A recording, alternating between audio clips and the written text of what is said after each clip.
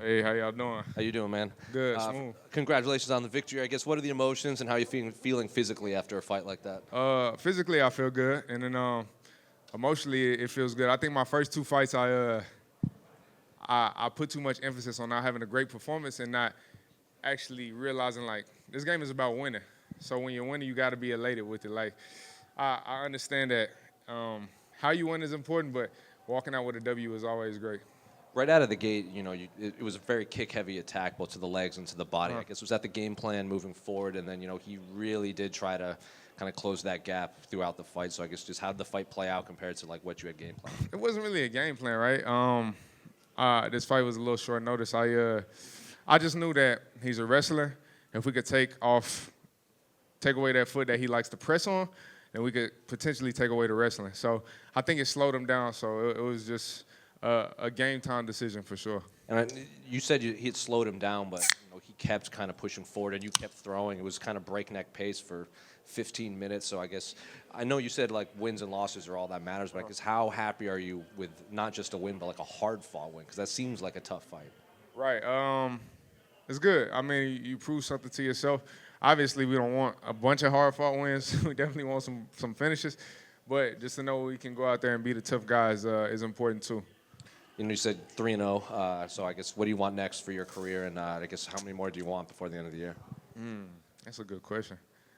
I don't know. You might have to ask me that in like a week. I'm trying to enjoy this right now, but definitely we happy to be 2-0 this year, and then we'll just keep the ball rolling. I guess kind of going off of that, just fighters, not specifically you, but just fighters in general. You put this big camp in, prepare for this one opponent, you get through it, and then first question you get is, all right, what's next? Is that kind of annoying at times? Like, give me a couple days and I'll kind of think about it.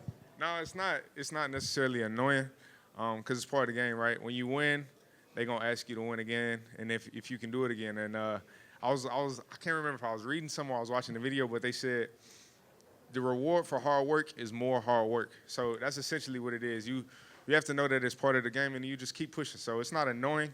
It comes with the game. So you can't get mad at the shit people do say, and you can't get elated, over the top, happy about what they say, because if people can control your emotions, then you'll have a long career and a long life for sure.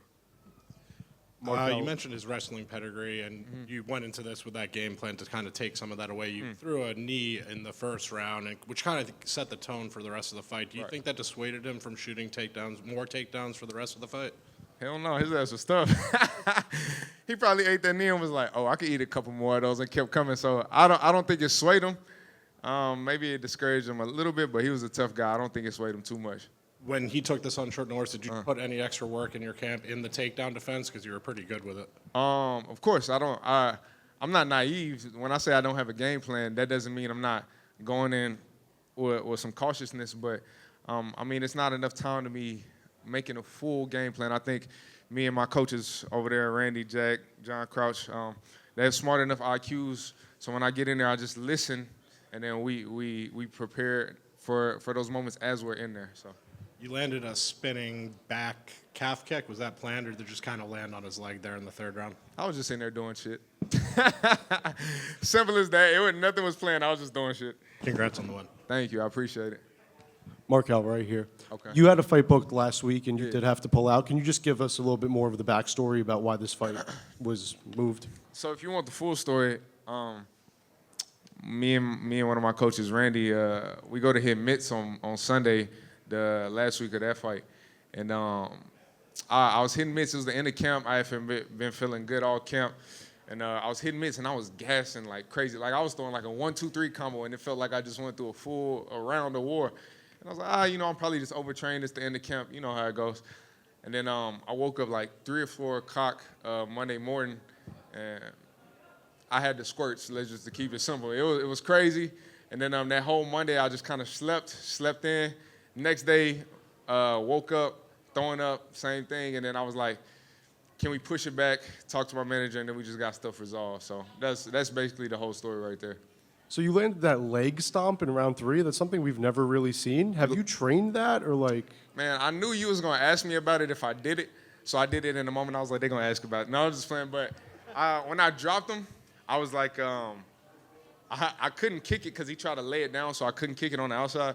So I was literally like, the only way for me to get to this calf is to stomp it. So That was Gotta do what that you was gotta like do. vicious. Like that was one of the most vicious things I think I've seen in the octagon. You like that? Yeah. Come on now. So you seem very hyped to be in New Jersey. What are your plans tonight? My boy Jack know what we about to get into. Probably maybe go to like Midtown or something in New York, hop on that subway and go have a little fun, man. For Thank sure. you. Have fun. Anything else? All right. Cool. Appreciate y'all. I'll be taking that.